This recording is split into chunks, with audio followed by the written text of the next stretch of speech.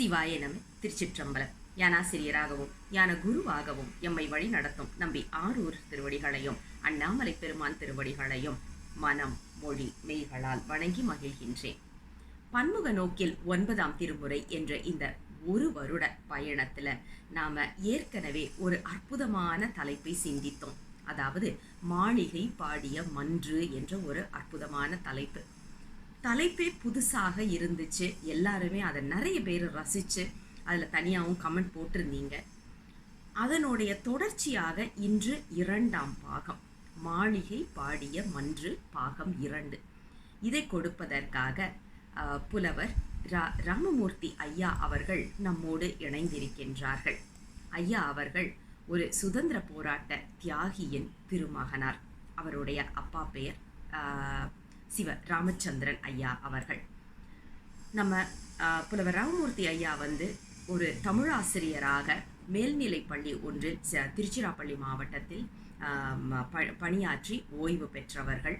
பல சைவ இலக்கிய பணிகளில் தன்னை ஈடுபடுத்தி வருகின்றார்கள். இன்றும் நிறைய மேடைகளை அலங்கரித்து கொண்டும் இருக்கின்றார்கள் என்று சொல்லணும். இலக்கிய சுடர், இன்கவி தென்றல், இன்தமிழ் சொல்லேந்தல், நகைச்சுவை இமயம், பாரதி இலக்கிய செல்வர், இலக்கிய சேவா ரத்னம் என்ற பல பட்டங்களுக்கு உரித்தானவராக திகழ்கின்ற ஐயா அவர்கள்தான் இப்போது நமக்கு பாகம் 2 மாளிகை பாடிய மன்று என்ற தலைப்பில் பொழிவாற்ற வருகின்றார்கள். ஐயாவை வருக வருக என்று வரவேற்று மேடையை ஒப்படைக்கின்றேன். சிவாய நம. திருச்சிற்றம்பலம். ஓம் தடை செவி சிறுகண் தாழ்கை தந்த சிந்துரமும் ஆரை மழை மதக்கவிட்டு சித்திரவாரண முகத்து வாழ்வை இழை கலச கொங்கை இமகிரி மடந்த என்ற புழவியை பணிதும் என்பால் குறைவர நிலைக்கின்றே ஆக்க கடவிய நீ காவாதிருந்த கால் ஆர்க்கு பரமா மர்முகவா கடம்பா முருகா கதிர்வேலா நல்ல இடங்கான் இறங்காயனை சத்தியத்தின் சிலமாய் சாற்றும் திருமுறையா நித்தியமாய் என்னும் நிலவுவதாய் ஒத்தி தரும் கீத குழல் ரதாம் என் குருசி பணிவே பணி தெளிவுறவே அறிந்திடுதல் தெளிவு தர மொழிந்திடுதல் சிந்திப்பார்க்கே களி வளர உள்ளத்தில் ஆனந்த கனவு பலகாட்டல் கண்ணீர் துளிவர உள் உருக்கிடுதல் இவை அனைத்தும் நீயருளும் தொழில்கள் என்றோ ஒளி வளரும் தமிழ்வாணி அடியனே இவை அனைத்தும் வாயே 2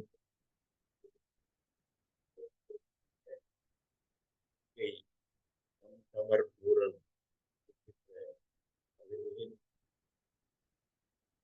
9ஆம் திருமுறையை பற்றி சிறந்த அறிஞர்கள் பலரோடு சேர்ந்த அடியேனும் சிந்திக்க ஒரு வாய்ப்பினை அளித்த திரு லாவண்யா அவர்களுக்கு வணக்கம்.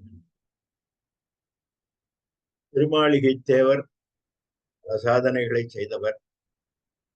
அவர் கோயில் என்கின்ற தலைப்பிலே 4 பாடல்கள் பாடியிருக்கிறார்.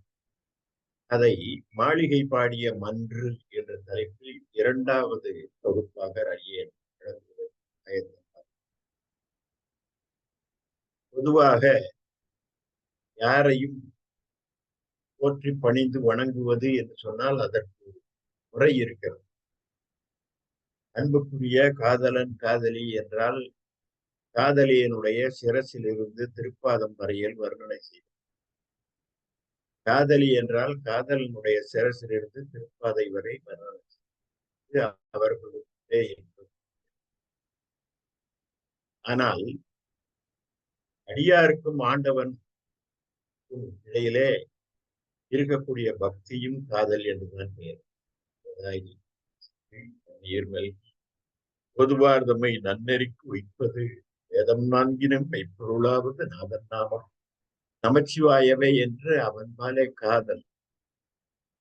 பெரியான சம்பந்தர் 3 வயது குழந்தையா இருக்கும் போதே இறைவன் பேல் ரொம்ப அழகாக சொன்னார். தோடுடைய செவியன் உடையேறி ஒரு பெண் மதிசுத்தி காடுடைய சுடலை பொடி பூசி எத்தம் கவர்கள்வர் ஏழுடைய மலரான் உன்னை நான் பணிந்து ஏத்த அருள் செய்த வீடுடைய பிரம்மாபுரம் மேவிய மான் இவன் அன்றே என்று தம் ஆன்ம நாயகனாக இருக்கக்கூடிய சிவபெருமானை 3 வயது குழந்தை பாடியது.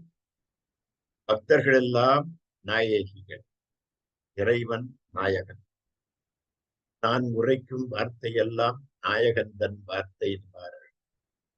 அப்படி நாயகனாக இருக்கக்கூடிய அவனை திருவடி முதலாக திருப்பீராக வர்ணிப்பது என்பது ஒரு விழா. அதை பாதாதிகேசம் என்று கூறுவார்கள். அது ஓர் இலக்கிய உத்தி. திருவடி முதல் திருமுடி வரையிலேயும் பல பாடல்களிலே ஒவ்வொன்றாக எடுத்து சொல்லுகின்ற இலக்கிய உத்தி. அது வடமொழியில கூட அது சிற்றிலக்கியமாக கருதப்பட்டது.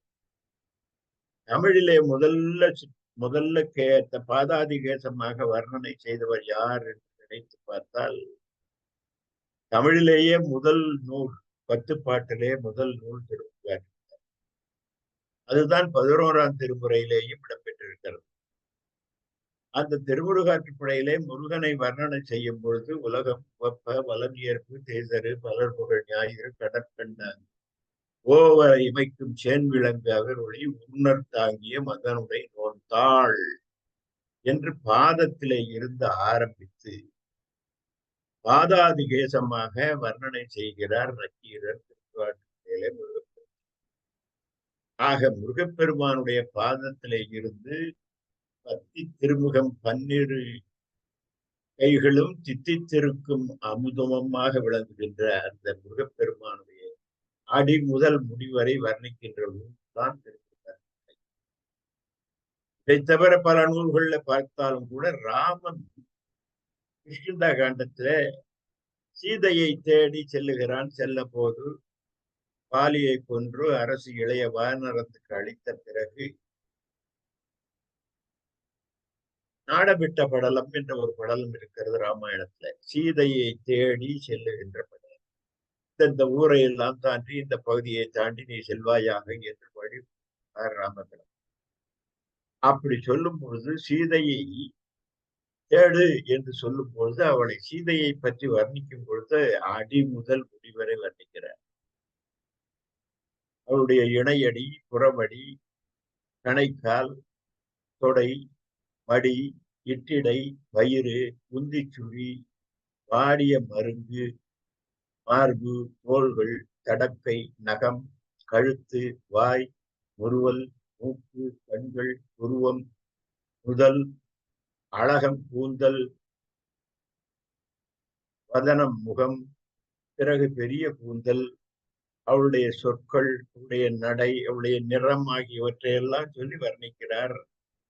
26 பாடல்கள்ல கிட்டத்தட்ட 26 25 பாடல்கள்ல கம்பரதை மிக அழகாக சொல்லுகிறார். அப்படி பாதாதிகேசம் பாடுவது என்பதிலே அனுமன் அந்த சீதையை பார்க்க வேண்டும் என்றால் அவன் எந்த நோக்கத்திலே பார்ப்பான்? அவனுடைய தாயாகவும் தெய்வமாகவும் தானே பார்ப்பான். அதனால தாயை தெய்வத்தை வர்ணிக்க வேண்டும் என்றால் திருவடி முதல் திருமுடி வரை செய்ய வேண்டும். பின்னாலே வந்த விநாயகர் அகவல் சீதக்களப செந்தாமரை பாதச்சிலம்பு பலைசை பாட பொன்னரை ஞானி பூங்குயில் ஆடையும் வண்ணமரை வளர்ந்த அழகெரிப்ப என்று அந்த விநாயகரை பற்றி சொல்வதற்கிறது. அது முழுக்க நன்றாக பாதம் முதல் கேசம் வரை வர்ணிப்பார் அம்மையார். அதே போல அந்த பழைய நிகழ்ச்சிகளை எல்லாம், பழைய இலக்கியங்களை எல்லாம் நினைவு கூர்ந்தோமானால் இப்போது 9ஆம் திருமுறையில் திருமாளிகை தேவர் தான் பாடிய கோயில் என்கின்ற மன்றத்திலே ஆடுகின்ற சிவபெருமானை பற்றி அவர் நினைத்து பார்த்து வியப்படைய வேண்டும். ஏனென்றால் அங்கே உள்ள மாளிகைகளின் மேலே கொடிகள் படர்ந்து அசைந்து கொண்டிருக்கும். அவை அசைந்த இடத்திலே மேகங்கள் படர்ந்திருக்கின்றன. அந்த மேகங்கள் அலைந்து கொண்டிருக்கக்கூடிய அதிலே கீழே அந்தணர்கள் ஹோம தூபம் ஏற்றுகிறார்கள். இந்த ஹோமத்திலே உள்ள புகை இருக்கிறதே அதுவும் சேர்ந்து அந்த மேகத்தோடு படர்கிறது. இதில் ஒரு குறிப்பான நுட்பத்தை நாம் தெரிந்து கொள்ள வேண்டும். இல்லை சிதம்பரம் என்கின்ற ஊரிலே இறைவனை வழிபாடு செய்பவர்கள் தில்லைவாழ் அந்தணர்கள் மட்டுமே என்பதை வலியுறுத்தும் வகையிலே இந்த பாடல்களிலே எல்லாம் இருக்கும். ஓம தூப படலங்கள், அதுல உயர்ந்த கொடியை உடைய நெடிமாடத்திலே அகில் புகை படலம், அந்த பெரிய பெரும்பற்ற புலியூரிலே நல்ல ஒளி வீசுகின்ற மாணிக்கங்கள் நிறைந்து கனகம் என்று சொல்லுகின்ற கனக சபை இருக்கிறதே, அந்த சிற்றம்பலத்தில் தனே கூத்தாடுகின்ற சிவபெருமானே, மயரரும் அமரர் மகுடம் தோய் மலர்ச்சேவடி, தம்முடைய ஆணவங்களை எல்லாம் நீக்கிக் கொண்டு அவன் திருவடியிலே வீழ்ந்து பணிகின்ற தேவர்களது மகுடங்களில் தோய்கின்ற பூ போன்ற திருவடிகள் என் மனத்து நான் வைத்தேன். ஆக முதல்ல திருவடியை என் மனத்தில் வைத்தேன் என்று சொல்லும் பொழுது அந்தணர்கள் வேள்வியின் ஓம புகை வானத்திலே உள்ள கொடிகளோடு மேகங்களோடு இணைந்தாடுகின்ற தில்லையிலே மன்றிலே ஆடுகின்ற சிவபெருமானே, உன்னுடைய திருவடி என் மனத்திலே நான் வைத்திருக்கிறேன். எனக்கு கூட ஆசை வந்தது. இறைவன் திருவடி இருக்கிறதே, அது விதித்த திருவடிக்கு கீழே ஒரு குழந்தை இருக்கும். அது குழந்தையா மனிதனா என்று தெரியாது. அந்த திருவடிக்கு கீழே இருக்கக்கூடிய அது மிக கொடுமையான ஒரு மனத்தை குறிப்பதாகும். அந்த கொடிய மனத்தை குறிக்கின்ற அந்த திருவடியாக நான் இருந்துவிடக் கூடாதா என்று விரும்பி பல பாடல்களில் நான் எழுதியிருக்கிறேன்.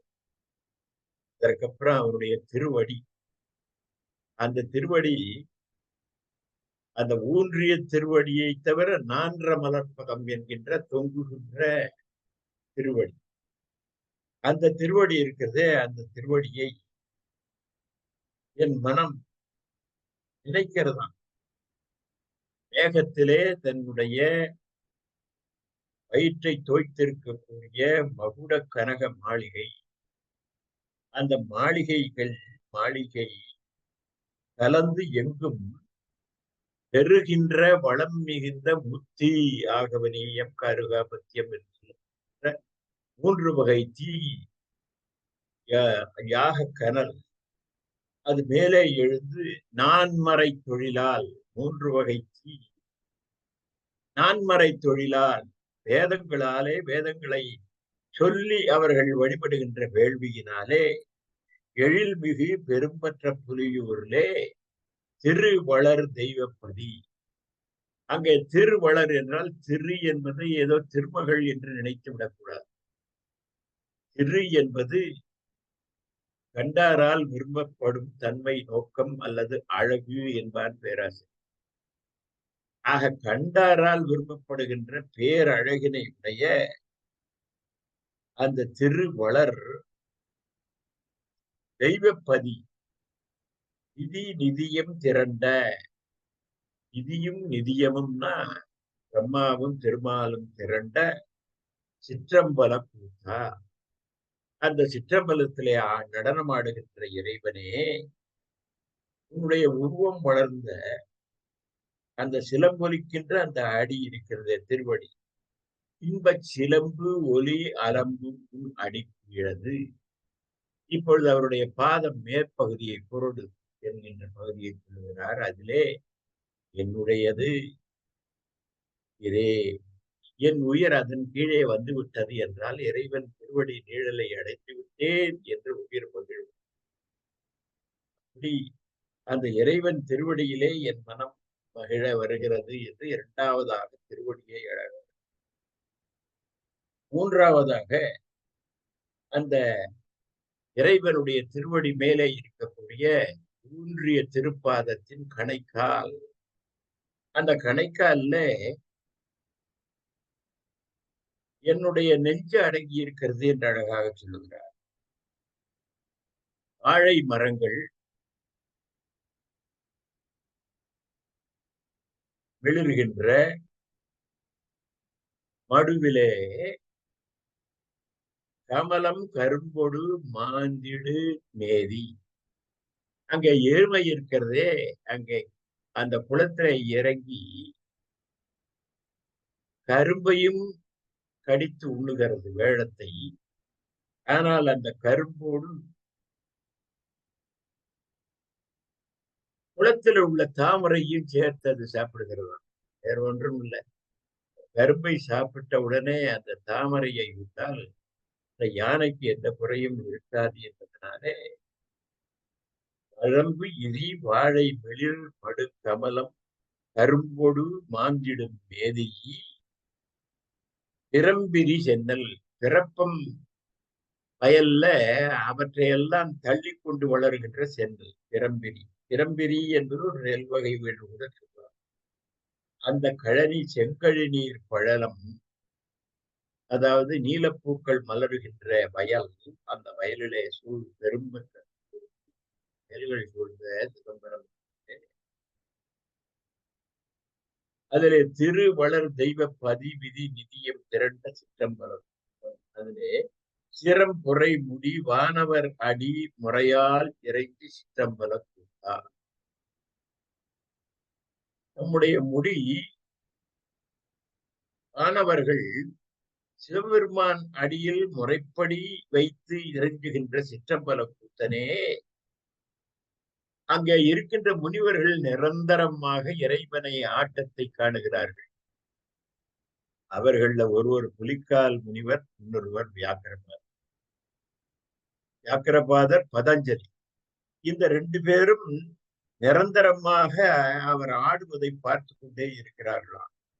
நிரந்தர முனிவர் நினை திரு கணைக்கால் நிறைந்து நின்று ஒழிந்தது என்றே. ஆக கரும்பை தாமரையோடு சேர்ந்து சாப்பிட்டது அதற்கு ஒரு இனிமையும் வாசனையும் வர வேண்டும் என்பதற்காக அப்படி உண்ணுகின்ற எருமை. இப்ப நினைச்சு பாருங்க, அந்த எருமைக்கு பால் உறந்தால் எப்படி? கரும்பும் தாமரையும் சேர்ந்து சாப்பிட்ட எருமை. அதற்கப்புறம் இறைவனது திருத்தொடை மேல்கால், அங்கே விழா நடக்கின்றது. தேர்கள் போய்கொண்டே இருக்கின்றன. எல்லையிலே 2 முறை அவர் தேரிலே வெளியே வந்து அனைவருக்கும் தரிசனம். இல்லங்கள் தோறும் எழுந்தருளி என்பார்கள். அப்படி தேர் மலி விழா, அந்த விழாவில் புல்லாங்குழல் ஒளி, பெரிய கூத்தர்கள் ஆடுகின்ற ஒலி, சிவபெருமானை அவருடைய பெயர்களால் ஏத்துகின்ற ஒலி, வேதத்தினுடைய பேரொலி ஆகிய இவையெல்லாம் அங்கு கலந்திருக்கின்றனவா. தேர்மலி விழவில் குழல் ஒலி, தெருவில் கூத்தொலி, ஏத்தொலி, ஓத்தின் பேர் ஒலி, பரந்த கடல் மலி அப்பொலிதரு பெரும்பற்ற பொலியூரில். கடல் போல இருக்கின்ற அந்த ஒலிகள் இருக்கின்ற பெரும்பற்றில் சீர் நிலவு லயம். லயம்னா தாளம். சீரோடு பொருந்திய தாளம், திருநடம். அத்தகைய தாளத்தோடு இறைவன் ஆடுகின்றாராம். அவர் ஆடுகின்ற ஆட்டத்தால் தான் இந்த உலகத்திலே எல்லாமே நேராக ஒழுங்காக இயக்குகின்றன. அதனால்தான் தாளத்துக்கேற்ற நடனம் என்று சொன்னால் உலகத்தினுடைய இயக்கங்கள் முறையாக நடைபெறுவதற்குரிய நடனம். அங்கே திகழ்ந்த சிற்றம்பல கூத்தனே பார்மலி முலையாள். பார்வதி இருக்கிறாளே, அவள் தன்னுடைய திருக்கரங்களால் பெருமானுடைய பாதங்களை வருடி கொடுக்கிறாளாம். பார்மலி முறையால் வருடிய திரள்மாமணி குரங்கு. அந்த அழகான குரங்கு என்றால் தொடை.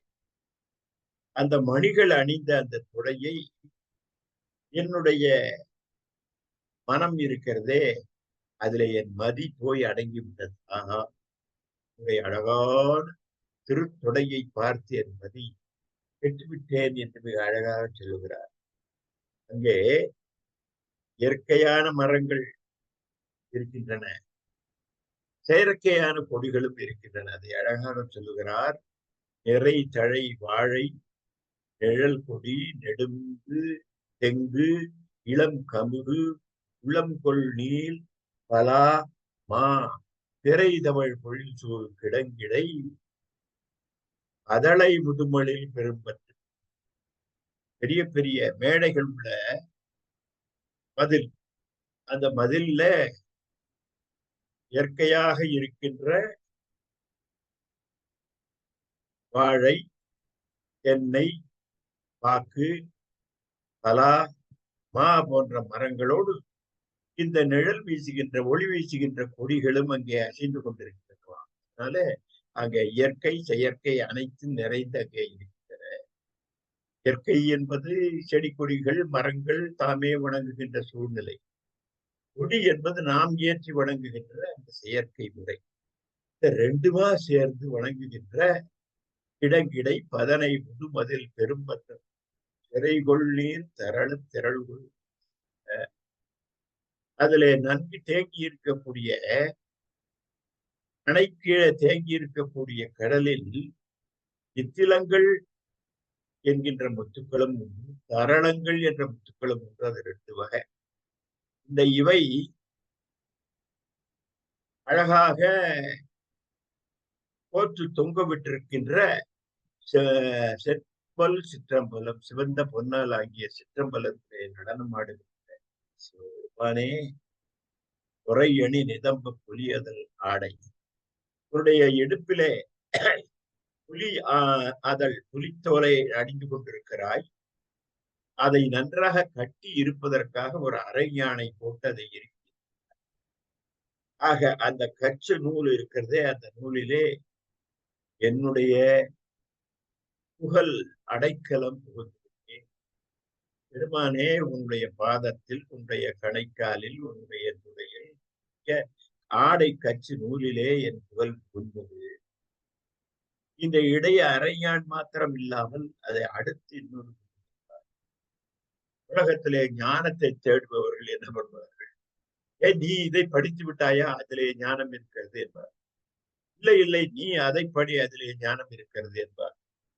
ஞானத்தை தேடி அலைந்து கொண்டே இருப்பார்கள். வேற ஒன்றுமே இல்லை. வேதங்களே என்ன செய்யும்னா இறைவனை நாடி அலையுமா.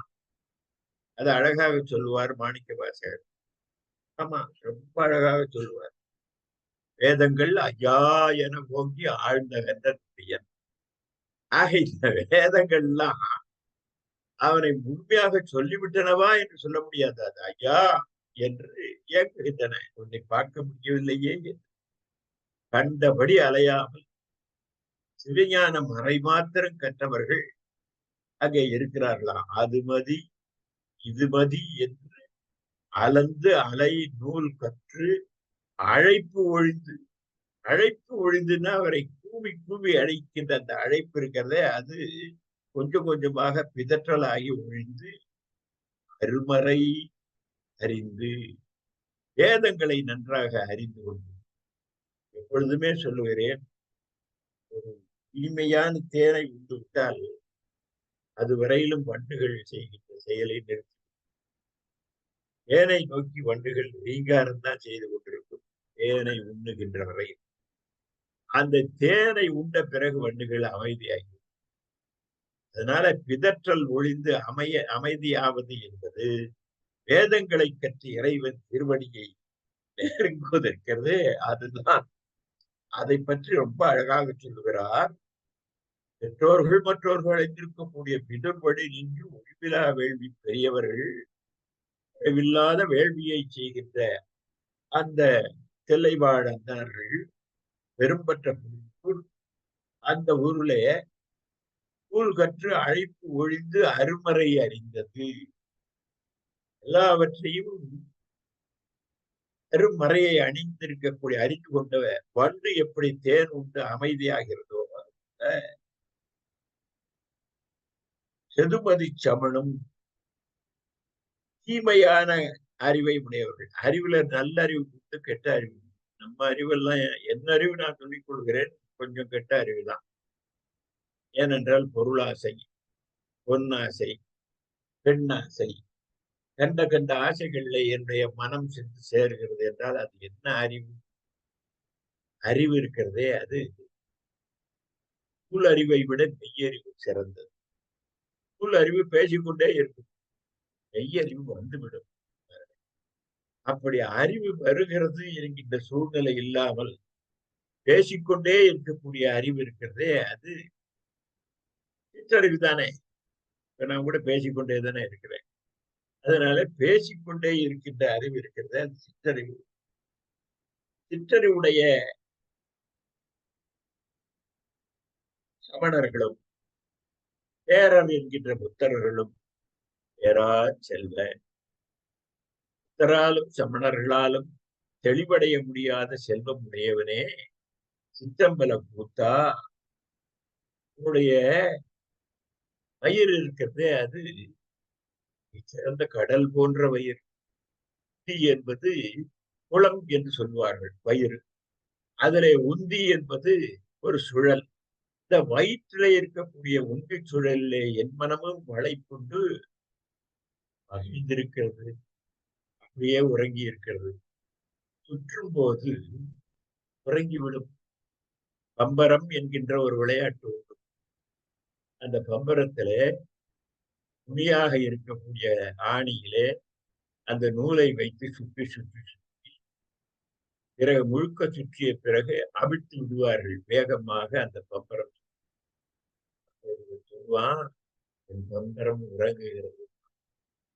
சுற்றுகிற பம்பரத்தை உறங்குகிறது என்று சொல்கிறான்னா என்ன ஆயிற்று என்றால், அறிவு இருக்கிறதே அது அதிலே வளைப்புண்டு தன்னை மறந்து இருக்கக்கூடிய சூழ்நிலை. அதுதான் இந்த உந்தி சுழலில் என் உள்ளம் மகிழ்ந்தது என்று மிக அழகாக சொல்லும். அடுத்தது புலித்தோல் ஆடை அணிந்திருக்கிறார் பெருமான். இடையிலே அணிந்திருக்கக்கூடிய ஆடை யானை தோலாம், மேலே அங்கவஸ்திரமாக அணிந்திருக்கிறது புலித்தோலாம். இவர் சொல்லுகிறார் அப்படி, ஒருவரை புயத்தின் மீமிசை புலித்தோல். ஆக புலித்தோலை மேலே மேலாடையாக அணிந்திருக்கிறார். திருநீர் அணிந்த அருமையான புஜங்கள், அதிலே பூண நூல் அகல், பூணூல் வேற அதிலேயே அணிந்திருக்கிறார். பெருவரை புரை திண்தேலுடன், பெரிய பெரிய மலைகள் போல் இருக்கக்கூடிய வலிமையான தோள்களோட காணப்படும். எல்லாரும் அப்படி பார்க்கிறார்கள். அடாடா, இந்த புலித்தோல் ஆடை மேலே அல்லவா இருக்கிறது, அதன் கீழே திருநீர், அதன் கீழே பூணூல் என்று இப்படி அழகாக மலை போன்ற தோள்களோடு அவர் விளங்குகிறானே என்று அதை பார்த்து பார்த்து பார்த்து பரவசமடைகிறார்கள். அப்படி காணப்பெற்றவர் பெற்ற பாக்கியமாக பெரும்பற்ற புலியூர் திருமருவு உதரத்தார். அவருடைய அழகு பொருந்திய திருன்னு அழகு, அழகு பொருந்திய உதரத்தார் என்றால் அரையான்கயிறு. அந்த உதரத்தார் திசை அடைப்ப அந்த 4 திசையையும் அளந்து விட்டதான் அப்படி நடஞ்செய்கின்ற சிற்றம்பலம். அவனுடைய இடை கயிறு இருக்கிறதே அது 4 திசையும் பறந்து அலைகிறதாம். பெயர் லதா விரிசகை நடனம் என்று பெயர். அந்த நடனத்திலே அவன் ஒரு இடத்துல ஆடிக்கொண்டிருப்பான். அவனுடைய ஆடைகளும் அணிமணிகளும் நாகங்களும் மற்றவையும் 8 திசையும் பறந்து திரிந்து அழைத்து கொண்டிருப்பான்.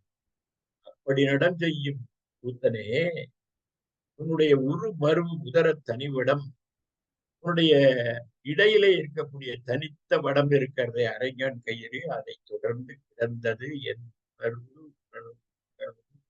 அதை உணர்ந்து உணர்ந்து என் உணர்வு அங்கேயே அடைக்கலமாகிவிட்டது என்று அடுத்தது இடையிலே உள்ள அரைஞானை கூறுகிறார். அடுத்தது மிக அழகாக இறைவனுடைய திருவாய், அவருடைய அழகான இதழின் நடுவிலே பற்கள் இருக்கின்றன. அவற்றோடு கூடிய அந்த வாய் இருக்கிறதே அது ஒளி வீசுகின்றதாம். ஆச்சரியம். கனி எரி விசிறு கரம் தோற்றம் துடியதனில் என்று சித்தாந்தம் மிக அழகாக சொல்லும். விதி சம்ஹாரம் எல்லாவற்றையும் சேர்த்து 5 தொழில்களையும் அவர் பஞ்ச கிருத்தியத்தை செய்வார் அந்த இறைவன். அதிலே விசிறு கரம், அப்படி வீசுகின்ற கரத்திலே கனி எரி, நன்றாக எரியை வீசுகின்ற கரத்தை உடையாய். இன்னொரு கரத்திலே துடுக்கையை அணிந்திருக்கிறாய், தோற்றம் துடியதனில் என்று அழகாக சொல்வார்கள். அப்படி விடவாய், கங்கணம், செங்கை, மற்ற அபயம், இவையெல்லாம் தன்னுடைய 4 கரங்களாலும் 4 விதமான செயல்களை செய்து வருகிறார். சிறு கரம், ஏந்திய துடி, பாம்பு, கங்கணம், அபயம் என்கின்ற 4 வகை கரங்களையும் உடையவராக அவர் ஆடிக்கொண்டிருக்கிறார். பின் அபயம் பிணி கெட இவை கண்டு உன் பெரும் கூத்தில் திருவிலர் உன்னுடைய பெரிய நடனத்தை பார்த்து தெரியாமல் அங்கேயே பார்த்து கொண்டிருக்கிறார். பெரும்பற்ற புலியூர் அந்த சிதம்பரத்திலே திணி மணி நீல கண்ட தெல்லமுதே, மணி திணிந்த நீல மணி மிடற்று ஒருவன். புறநானூறு சொல்லும் இறைவனை, நீல மணி மிடற்று ஒருவன் போல முன்னுக. வாழ்க்கையில பிறப்பு இறப்பு என்பது எதுவுமே இல்லாதவன் யார் என்றால் நீலமணி மிடற்று இறைவன். கேள்வி என்ன என்றால், என்னை அழித்து விடும் என்று தேவர்களும் முனிவர்களும் எல்லாரும் அஞ்சி ஓடிய அந்த விஷம் இருக்கிறதே, அந்த விஷத்தை எடுத்து தன் வாய்ப்புல போட்டு, நீங்கள் என்னை அழித்து விடும் என்று ஓடினீர்களே, அந்த விடம் என்னை அழிக்கிறதா என்று பார்ப்பேன் என்று அந்த விடத்தை தன் கண்டத்திலே தேக்கிக் கொண்டார். அந்த விடம் பெருமானை அழிக்கவில்லை, பெருமானை வழங்குகின்ற அன்பர்களது ஆணவத்தை எல்லாம் அழித்து விட்டது. அந்த திருநீலகண்டத்தை பார்த்து பார்த்து அவன் பெயரை சொல்லியே ஒரு அடியார் இருந்தார், அவருக்கு திருநீலகண்ட நாயனார் என்றே பெயர்.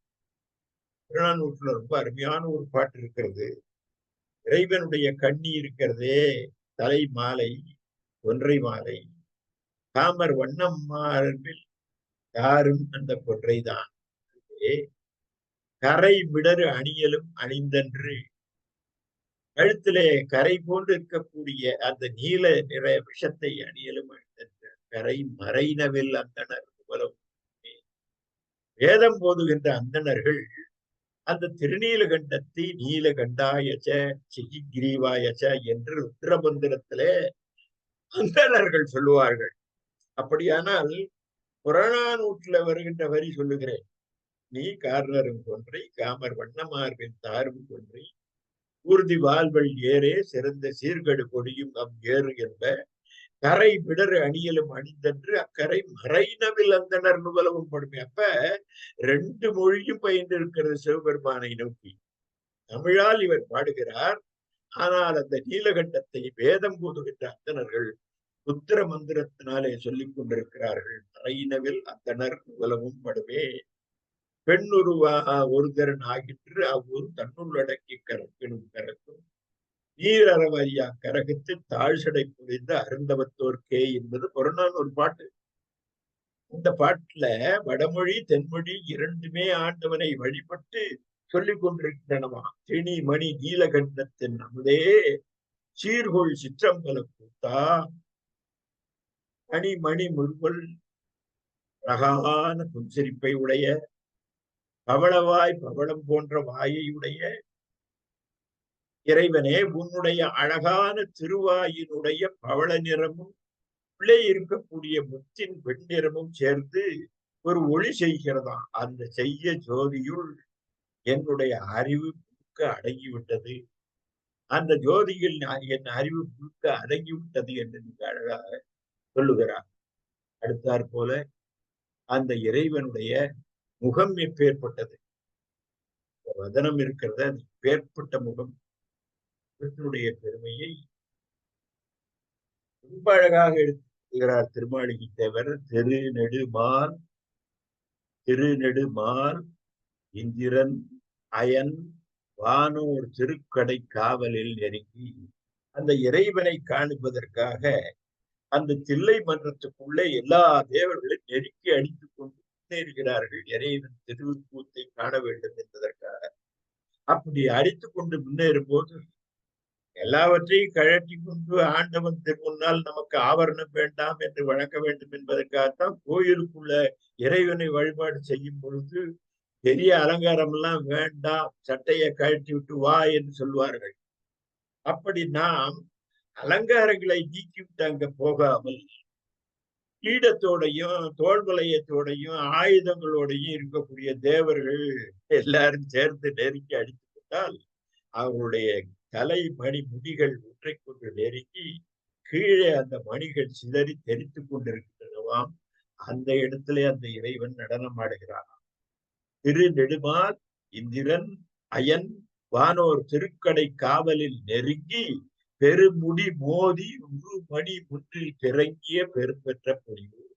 ஆக அவர்கள் அலங்காரத்தோடு வந்த ஆண்டவனை நினைக்கிறார்கள். அவரு அத்தகைய அலங்காரங்கள் எதுவும் இல்லாமல் எளிமையாக ஆண்டவன் முன்பு சென்றுதான் வணங்க வேண்டும்.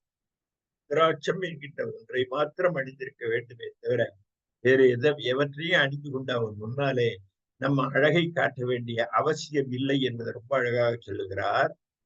அங்கே செரு நெடு மேரு வில்லில் நெடிய மேருமலையாகிய வில்லை ஏந்தினார் சிவபெருமான். அதை ஏந்தி 3 புறங்களையும் திருமாலாகிய அம்பு எய்தி அழிக்க வேண்டும். ஆனால் மலை வில்லை எடுத்தார். அதிலே திருமாலாகிய அம்பினை கோத்தார். 3 புறங்களை அழிப்பார் என்றெல்லாம் நினைத்துக் கொண்டிருக்கும் போது செய்தார். அந்த வில்லிலே அம்பை தொடுத்து அவர் எய்யவே இல்லை, சிரித்தார். அவ்வளவுதான். புறம் தீப்பற்றி எரித்தது. ஆக அவர் ஆயுதத்தை எடுத்து எய்யவே இல்லை, வாயில் இருந்து ஒரு சிரிப்பை சிந்தினார். அதிலேயே எரித்தது.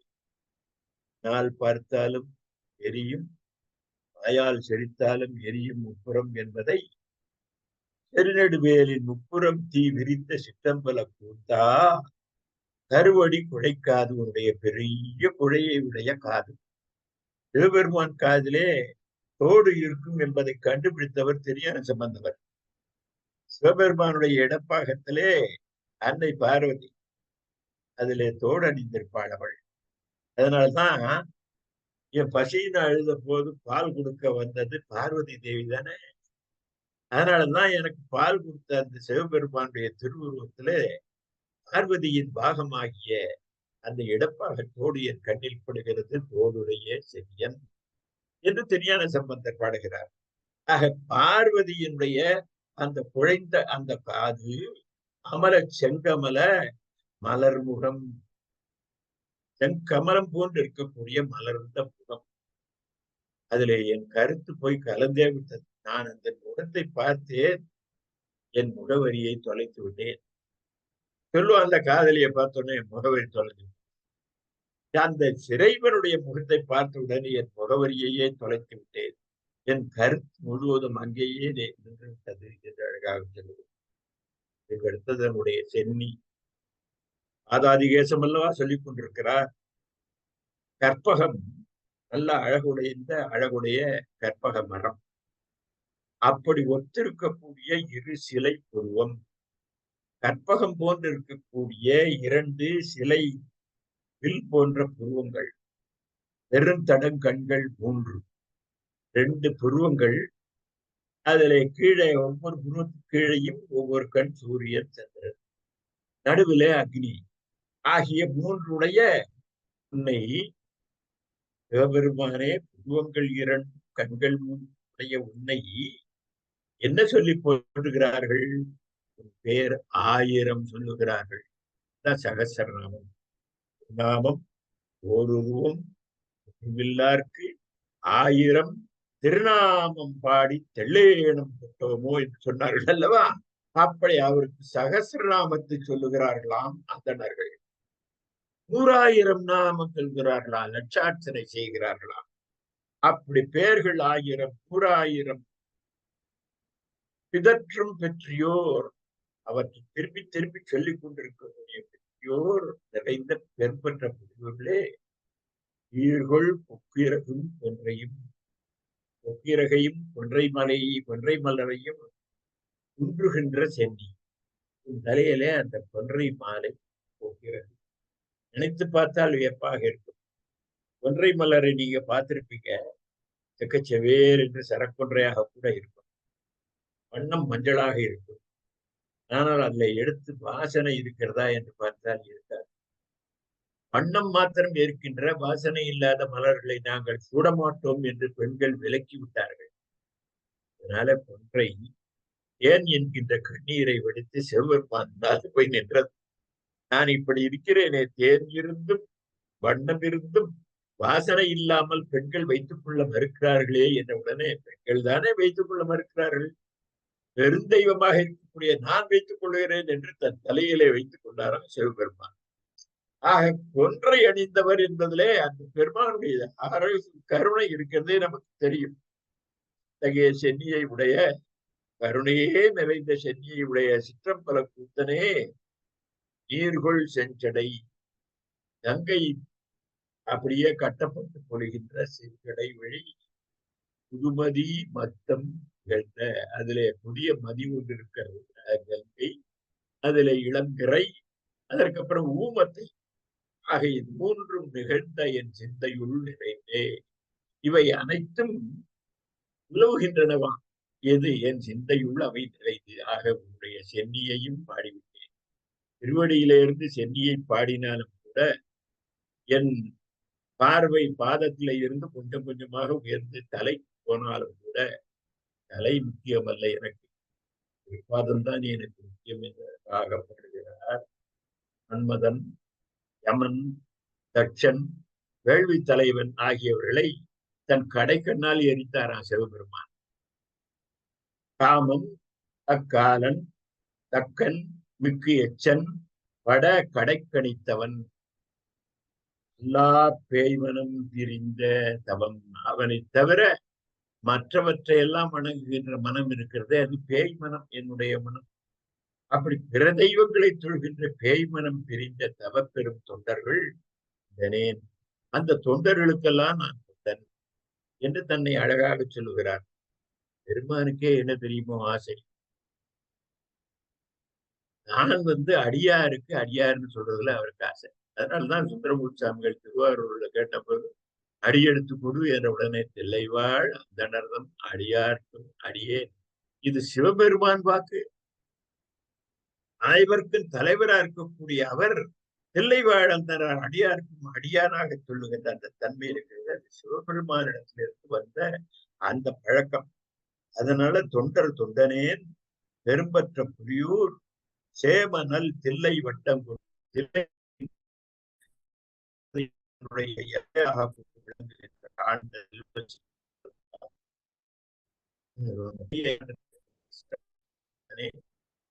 பூ மலரடி கீழ் திரும்பி கீழே வந்துட்டார்.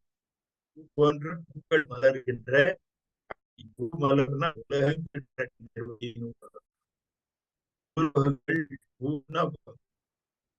அவை மலர்கிற அடிக்கு புராண பூதங்கள் சிவகணத்தவர்கள் நாம் பாடுகின்ற பாட்டை அவர்கள்.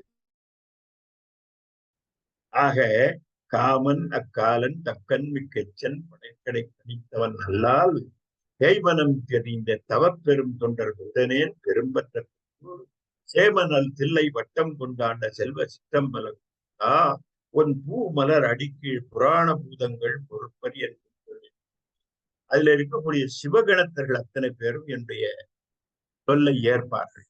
நாம் பொதுவாக என்ன செய்ய வேண்டும்னா, உள்ளதான் சொல்றேன், நம்ம கோயிலுக்கு போனோம்னா சிவபெருமான் நம்முடைய கொள்கையையோ நோக்கத்தையோ தன்னுடைய வேண்டுகோளையோ சொல்லிடக்கூடாது நேரடியா. அங்க ஒரு கையில நம்முடைய பூஜை பொருட்களின் தட்டை ஏந்தி கொண்டு நிற்பார் ஒரு அந்தனர். அவரிடத்துல சொல்லணும். அவர் மூலமாகத்தான் ஆண்டவனிடத்துல நம்ம சொல்ல முடியும். அது போல சிவகணத்தவர்களாக இருக்கக்கூடிய அவர்களிடத்திலே போய், அதனாலதான் கைலாசத்துல நந்தி முன்னால் இருப்பார். அவர் அதிகார நந்தி. அவர் திருவடியை வணங்கி நின்றோமானால் அவர் நேரா சிவபெருமான்கிட்ட இந்த மாதிரி ஒரு அடியார் வந்திருக்கிறார் என்று சிபாரிசு செய்வார். ஆகவே அத்தகைய அடியார்கள் ஆகி இருக்கக்கூடிய சிவகணத்தவர்கள் இருக்கிறார்களே, அவர்கள் என்னுடைய இந்த பாடல்களை ஏற்றுக்கொண்டு இறைவனிடத்திலே கூறுவார்கள் என்று அழகாக சொல்லுகிறார் திருமாளிகை தேவர்.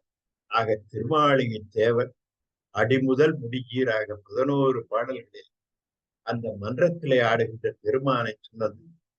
மாளிகை பாடிய மன்று என்ற தலைப்பை இந்த 2வது உரையாக அமைகிறது. நல்ல வாய்ப்பை நல்கிய அனைவருக்கும் சிவபரம்பொருளின் திருவடிகளை நினைத்து வழிபடுகின்ற அனைவரும் எல்லா வளமும் பலம் எல்லா நலனும் பல்லாண்டு பல்லாண்டு பல்லாயிரத்தாண்டு பல கோடி 100,000 ஆண்டு சிற்றம்பலத்தான் திருவுரை பெற்று வாழ வேண்டும் என்று வாழ்த்து